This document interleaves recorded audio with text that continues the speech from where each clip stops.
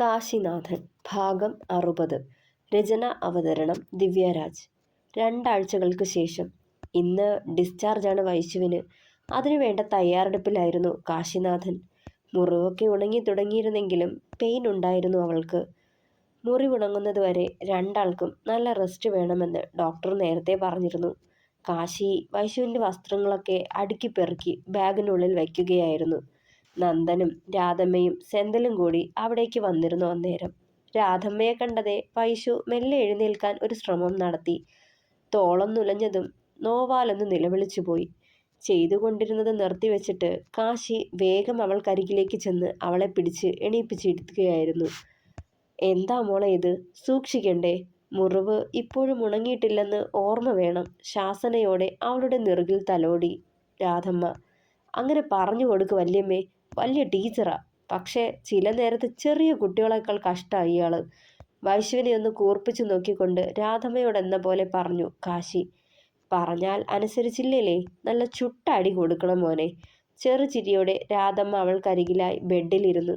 അതിനൊന്ന് പുഞ്ചിരിച്ചേയുള്ളൂ വൈശു. അത് നേരാ, പോത്തുപോലെ വളർന്നതാ, വീണ്ടും തല്ല് കൊടുക്കേണ്ട അവസ്ഥയാ. എടാ മതിയടാ അവളെ താറ്റിയത്. എത്രയെന്ന് പറഞ്ഞ ഈ ബെഡിൽ ഒരേ കിടക്കയിൽ ഇങ്ങനെ കഴിയണത്? അവൾക്കും പുറത്തേക്ക് പോവാനും എണീറ്റ് നടക്കാനും ആഗ്രഹമുണ്ടാവില്ലേ? ഇത്ര നാളും വെറുതെ വീട്ടിലിരിപ്പായിരുന്നത് അല്ലല്ലോ അവള്.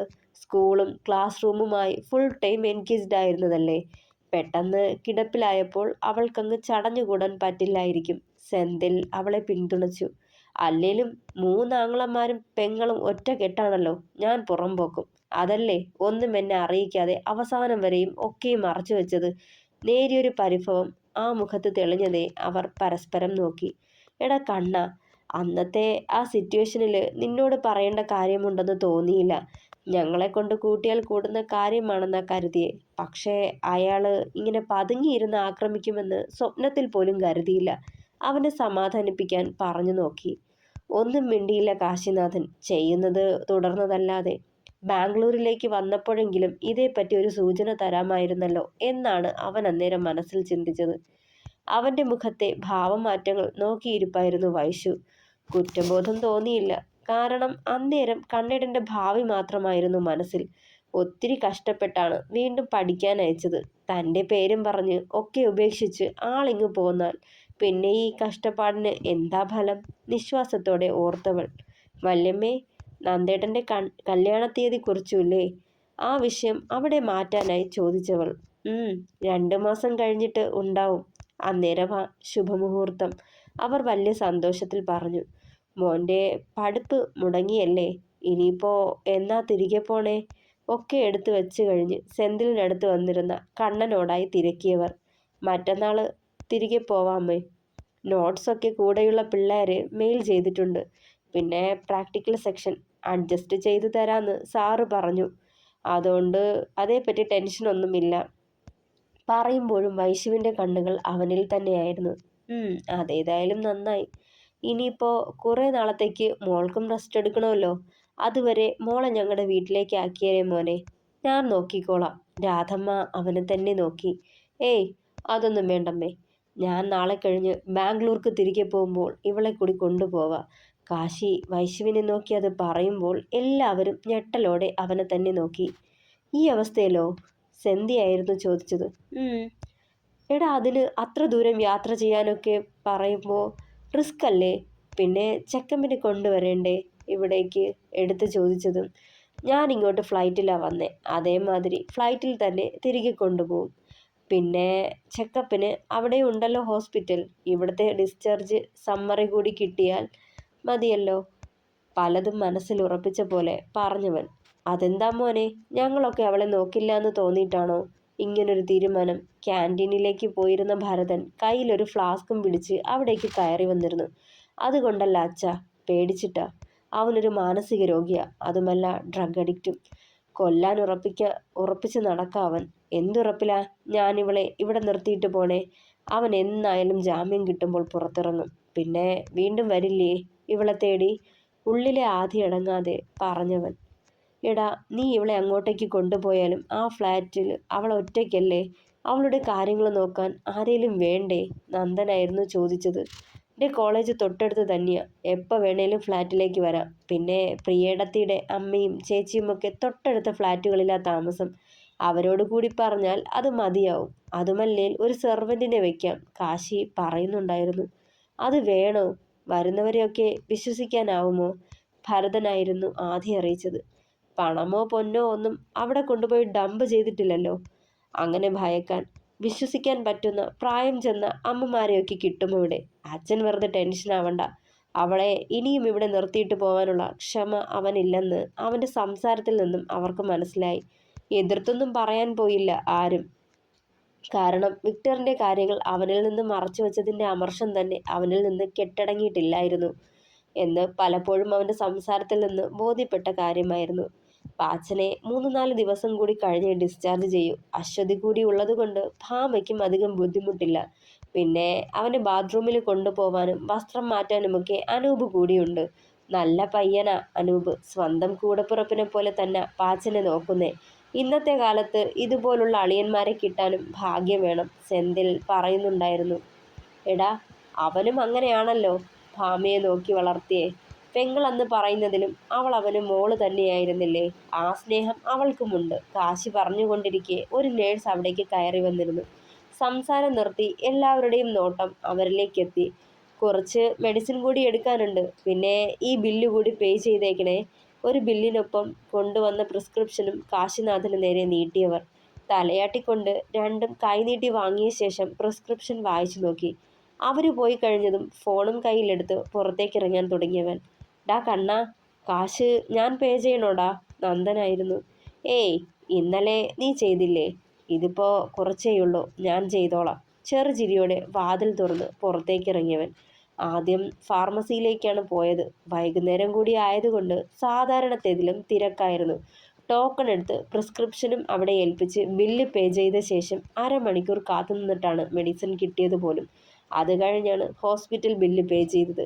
ഫാർമസിയിലെ പോലെ തിരക്ക് അവിടെയും ഉണ്ടായിരുന്നു. വീണ്ടും 10-20 മിനിറ്റോളം അവിടെ ചിലവഴിക്കേണ്ടി വന്നു.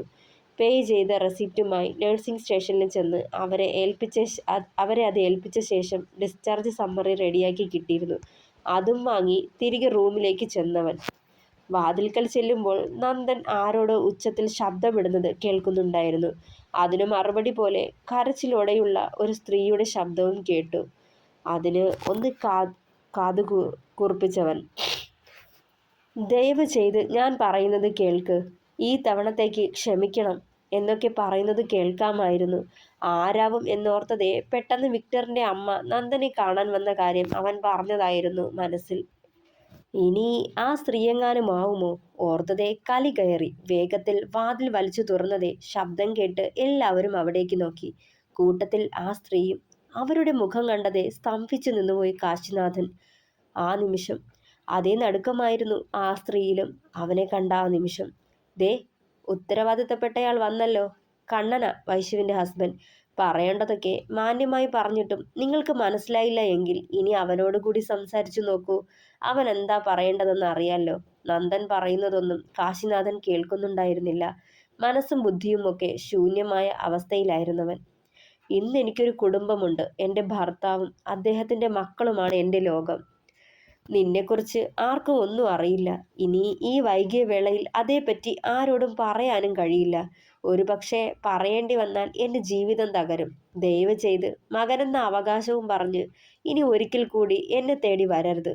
എനിക്കൊരിക്കലും നിന്നെ മകനായി അംഗീകരിക്കാൻ പറ്റില്ല.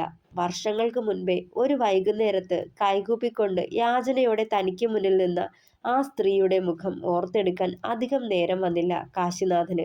ആദ്യമായും അവസാനമായും ഒരു തവണ മാത്രമേ അവരെ കണ്ടിട്ടുള്ളൂ. പക്ഷേ ഒരിക്കലും മറക്കില്ല ആ മുഖം, തൻ്റെ പെറ്റമ്മയുടെ മുഖം.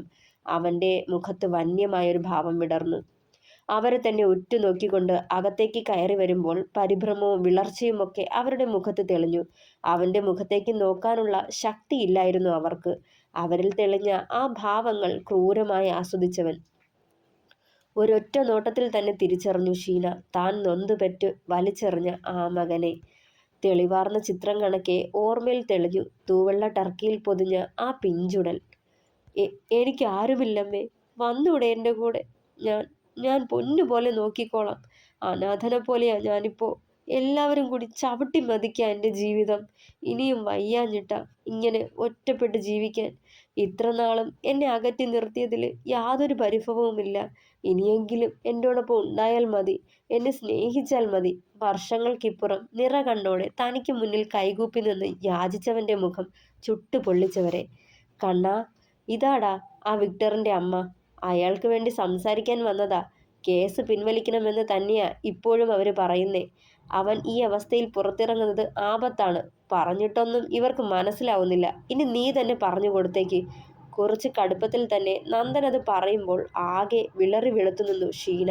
അവന് മുന്നിൽ ഒരാവശ്യം പറഞ്ഞു ചെന്ന് നിൽക്കാനുള്ള യോഗ്യത തനിക്കില്ലെന്ന തിരിച്ചറിവിൽ അവരോട് യാതൊരു വിധത്തിലെ ദയയും തോന്നിയില്ല കാശിനാഥന്. ഒരു ദാക്ഷിണ്യവും കൂടാതെ തന്നെ വലിച്ചെറിഞ്ഞിട്ട് പോയതല്ലേ. അതുകൊണ്ടല്ലേ സാവിത്രിയും മറ്റുള്ളവരും ചേർന്ന് തൻ്റെ ജീവിതം ചവിട്ടി മെതിച്ചത് എന്ന അമർഷം മാത്രമായിരുന്നു അവനിൽ. അവരെ തന്നെ കണ്ണെടുക്കാതെ നോക്കി നിന്നേയുള്ളൂ കാശിനാഥൻ. ഈ മകന് കൂടി വേണ്ടിയാണല്ലേ നിങ്ങൾ എന്നെ അന്ന് തള്ളിപ്പറഞ്ഞ്? യാതൊരു ദയയുമില്ലാതെ അവനത് ചോദിക്കുമ്പോൾ ഉരുകിയില്ലാതായിപ്പോയി ഷീന. മറ്റുള്ളവരൊക്കെ അവൻ്റെ ആ ചോദ്യത്തിൽ കുടുങ്ങിക്കിടപ്പാണ്. പറയ്, നിങ്ങളുടെ ജീവിതം കൈമോശം വന്നു പോകുമെന്നായിരുന്നില്ലേ നിങ്ങളുടെ ഭയം?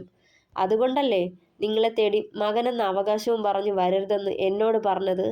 ഞാൻ വാക്കു പാലിച്ചു. പിന്നെ ഒരിക്കൽ പോലും നിങ്ങളെ തേടി വന്നില്ല. പക്ഷേ നിങ്ങൾ വന്നു എന്നെ തേടി. പരിഹാസത്തോടെ ചിരിച്ചവൻ. ഇന്ന് ഭയമില്ലേ നിങ്ങൾക്ക്? സത്യങ്ങളൊക്കെ മറ്റുള്ളവരറിയുമെന്ന്, നിങ്ങളുടെ ജീവിതം തകരുമെന്ന്. ഉള്ളിൽ കത്തിയെരിഞ്ഞുകൊണ്ടിരുന്ന കനൽ കത്തിപ്പടർന്ന് അഗ്നിയായി പുറത്തേക്ക് വന്നവനിൽ നിന്നും. മോനെ. ഷീനയുടെ ഗദ്ഗതം ആ റൂമിനുള്ളിൽ തളം കെട്ടി. മോനോ? പുച്ഛത്തോടെ ഒന്ന് ചിരിച്ചവൻ. അങ്ങനെ വിളിക്കരുതെന്നെ. അതിനുള്ള എന്തവകാശം നിങ്ങൾക്കുള്ളേ? മോനെന്ന് പോലും. അവരെ പരിഹസിച്ചവൻ വീണ്ടും. നാവടഞ്ഞുപോയി ഷീനയുടെ. മുഖം കുനിച്ച് കണ്ണുനീർ വാർത്തു. ചുറ്റും നിന്നവർ സ്തബ്ധരായി അവരെ തന്നെ കേട്ടു നിൽപ്പാണ്. ഊഹങ്ങൾ പലതും മുളപൊന്തി ചോദിക്കണമെന്നുണ്ട്. പക്ഷേ മുതിർന്നില്ല ഒരാൾ പോലും. എനിക്ക് മാപ്പ് തരണം. വാക്കുകൾ കൂട്ടിപ്പെറുക്കി പറയുമ്പോൾ കൈകൂപ്പിയവർ. ഒക്കെ ചെയ്തു കൂട്ടിയിട്ട് മാപ്പ് പറഞ്ഞാൽ തീരില്ല ഒന്നും. ഞാൻ എന്തോരം അനുഭവിച്ചെന്നറിയോ? പിഴച്ചു പെറ്റതെന്ന ആ സ്ത്രീ എന്നെ കളിയാക്കിയിരുന്നേ. പട്ടിയെപ്പോലെ ആട്ടി അകറ്റുമായിരുന്നു. ആരുടെ സ്നേഹവും എനിക്ക് കിട്ടിയില്ല. ആരുടെ പരിഗണയും ലഭിച്ചില്ല. ചേർത്ത് പിടിച്ചവരിൽ നിന്ന് പറിച്ചെടുത്തു കൊണ്ടുപോയവർ പോലും എന്നോട് നീതി കാട്ടിയില്ല. ചന്ദ്രന്റെ മുഖമായിരുന്നു അവൻ്റെ മനസ്സിൽ അന്നേരം. ഇങ്ങനെ നിഷേധിച്ച് തള്ളാനും അവഗണിക്കാനും ഞാൻ എന്ത് ദ്രോഹമാണ് ചെയ്തത്? അപ്രതീക്ഷിതമായി ആഗ്രഹിക്കാത്ത വേളയിൽ നിങ്ങളുടെ ഉള്ളിൽ പിറവിയെടുത്തതോ? ഒന്നും മിണ്ടാതെ കരഞ്ഞുകൊണ്ട് നിന്നേയുള്ളൂ ഷീന. ആയില്ലെങ്കിൽ എന്തിനെനിക്ക് ജന്മം നൽകി? ഞാൻ നിങ്ങളുടെ ഉള്ളിൽ ഉരുവായതറിഞ്ഞപ്പോൾ തന്നെ വേണ്ടെന്ന് വെച്ചുവിടായിരുന്നു. ശബ്ദം വിറച്ചവൻ്റെ. കണ്ണേട്ടാ. അലർച്ചയായിരുന്നു വൈശുവിൻ്റെ. അരുതുന്ന പോലെ തലയാട്ടുമ്പോൾ യാചനയായിരുന്നില്ല, ശാസനയായിരുന്നു. കണ്ണാ, ഇവരാണോ നിന്റെ അമ്മ? സെന്തിൽ അവനെ ചേർത്ത് പിടിച്ചു. അമ്മയല്ല, എനിക്ക് ജന്മം നൽകിയ സ്ത്രീ. കാശിനാഥൻ തിരുത്തി. വെറുതെ ജന്മം കൊടുത്തെന്ന് കരുതി അമ്മയാവില്ല. ആ പേരിനർത്ഥം ത്യാഗം എന്നുകൂടിയാ. സ്വന്തം സുഖത്തിനു വേണ്ടി എന്നെ വേണ്ടെന്ന് വെച്ച നിങ്ങൾ ആ പേരിന് അർഹയല്ല. തീ പാർന്നുണ്ടായിരുന്നു അവൻ്റെ വാക്കുകളിൽ പോലും. മോനെ, എൻ്റെ സാഹചര്യം അതായിരുന്നു. സ്വയം ന്യായീകരിക്കാൻ ഒരു പാഴ്ശ്രമം നടത്തിയവർ. എന്ത് സാഹചര്യം? നിങ്ങൾ ചെയ്തു കൂട്ടിയൊരു തെറ്റിൻ്റെ ഫലമായിരുന്നു ഞാനെന്ന ജീവൻ. ആ ജീവനെ നിങ്ങൾ വലിച്ചെറിഞ്ഞപ്പോൾ അറിയാതെ പോയ ചിലതുണ്ട്. ഭാവിയിൽ എനിക്കുണ്ടായേക്കാവുന്ന നഷ്ടങ്ങൾ. ആ നഷ്ടങ്ങൾ നികത്താനാവുമോ നിങ്ങൾക്ക്? കാലം കാത്തുവച്ച വിചാരണ. മനസാക്ഷിയുടെ കോടതിയിൽ അവർ സ്വയം നീറിയൊടുങ്ങി. ഷീനയിൽ നിന്ന് ഏങ്ങലടികൾ ഉയർന്നു വന്നു. എനിക്ക് നഷ്ടപ്പെട്ട എൻ്റെ കുട്ടിക്കാലവും യൗവനത്തിൻ്റെ ആരംഭവും തിരികെ തരാൻ പറ്റുമോ നിങ്ങൾക്ക്? നിങ്ങൾ കാരണമാ ഞാനൊരു അനാഥനെ പോലെ, ചോദിക്കാനും പറയാനും ആരുമില്ലാത്തവനെന്നും പറഞ്ഞ എല്ലാവരും കൂടി എന്നെ പിച്ച് ചീന്തിയത്. ചിത്രശലഭത്തെ പോലെ പാറി നടക്കേണ്ട എൻ്റെ ജീവിതം ഇരുമ്പഴിക്കുള്ളിൽ ഹോമിക്കേണ്ടി വന്നെനിക്ക്. ഭ്രാന്തെന്ന മനസ്സിൻ്റെ വ്യാധിയെ ജീവിതം കാർന്നു കളഞ്ഞു. പറയാനാവാതെ കിതച്ചു പോയവൻ.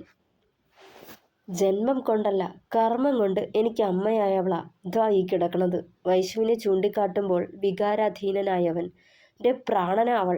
അന്ന് നിങ്ങളുടെ മുന്നിൽ വന്ന് നിന്ന് നിങ്ങളുടെ ഒരിറ്റ സ്നേഹത്തിനായി കെഞ്ചിയതല്ലേ? കനഞ്ഞില്ലല്ലോ. നിങ്ങളുടെ ജീവിത വലുതെന്ന് പറഞ്ഞ് ഒഴിഞ്ഞു മാറി എന്നെ ഒഴിവാക്കി കളഞ്ഞു. അന്ന് നിങ്ങൾ എനിക്ക് നിഷേധിച്ച സ്നേഹവും വാത്സല്യവും പകർന്നു തന്നത് ഇവളാ, എൻ്റെ പാതി. നിങ്ങൾ കാരണം പൊട്ടിത്തരിപ്പണമായ എൻ്റെ ജീവിതം കൂട്ടിവെച്ച് എന്നെ ഞാനാക്കിയവളാ. ഒരിക്കലും തിരിച്ചു പിടിക്കാനാവില്ലെന്ന് കരുതിയിരുന്ന നഷ്ടപ്പെട്ട പലതും തിരികെ എൻ്റെ കൈക്കുമ്പിളിലേക്ക് കൊണ്ടുവന്ന് വെച്ച് തന്നവളാ. സ്നേഹത്തിൻ്റെയും ബന്ധനങ്ങളുടെയും ഇടയിൽ നിലനിൽക്കേണ്ട ആത്മാർത്ഥത എന്താണെന്ന് പഠിപ്പിച്ചു തന്നവളാ. എൻ്റെ ജീവശ്വാസമായവളാ. കാശിനാഥനിന്ന് നിങ്ങളുടെ മുന്നിൽ ജീവനോടെ തല ഉയർത്തി നിൽക്കാൻ പോലും കാരണം ഇവളാ. ആ ഇവളുടെ പ്രാണന നിങ്ങളുടെ വളർത്തുമകൻ എടുക്കാൻ നോക്കിയത്. അവനെ ഞാൻ വെറുതെ വിടാൻ കൂട്ടു നിൽക്കണോ? ഈ കേസ് പിൻവലിക്കണോ? ഭയാനകമായ അലർച്ചയായിരുന്നത്. ചുറ്റും നിന്നവരാരും ഇതുവരെ കാണാത്ത കാശിനാഥന്റെ രൗദ്രഭാവം. എല്ലാവരിലും നടുക്കമായിരുന്നു ആ നിമിഷം. പറയ് സ്ത്രീയെ, ഞാൻ നിങ്ങളുടെ മകനെ വെറുതെ വിടണോ? അവന്റെ വന്യത നിറഞ്ഞ അലർച്ചയിൽ ഷീന ഞെട്ടിത്തരിച്ചുകൊണ്ട് വേണ്ടെന്ന് തലയാട്ടിപ്പോയി. കൊല്ലേണ്ടത് അവനെ, പക്ഷെ ചെയ്തില്ല. കാരണം ഞാനൊരു ഡോക്ടറാണ്. എനിക്കതിന് കഴിയില്ല. എൻ്റെ മുന്നിൽ എത്തിപ്പെടുന്നവരിൽ ഒരിറ്റു ജീവനെങ്കിലും അവശേഷിച്ചാൽ എങ്ങനെയും അവരെ ജീവിതത്തിലേക്ക് കൊണ്ടുവരണം എന്നാണ് പഠിക്കുന്നത്. ആ എൻ്റെ കൈകൊണ്ട് നിങ്ങളുടെ മകൻ മരിക്കണ്ട. പക്ഷേ അവൻ അർഹിക്കുന്ന പരമാവധി ശിക്ഷ വാങ്ങിക്കൊടുക്കും. പക്ഷേ ശിക്ഷ കഴിഞ്ഞ് ജയിലിൽ നിന്ന് ഇറങ്ങിയ ശേഷം അവൻ എൻ്റെ പ്രാണനെ തേടി വന്നാൽ അന്ന് അന്ന് ഞാൻ ഈ പറഞ്ഞതൊക്കെ ചിലപ്പോൾ മറന്നെന്നിരിക്കും. അതുകൊണ്ട് മകനെ അടക്കി നിർത്തേണ്ടത് നിങ്ങളുടെ കൂടി ഉത്തരവാദിത്തമാണ്.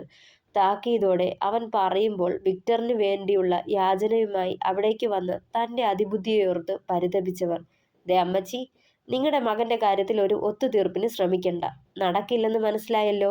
എന്നാലും ഈ കർമ്മ ഈസ് ബൂമറാങ് എന്ന് പറയുന്നത് എത്ര ശരിയാന്ന് നോക്കിയേ.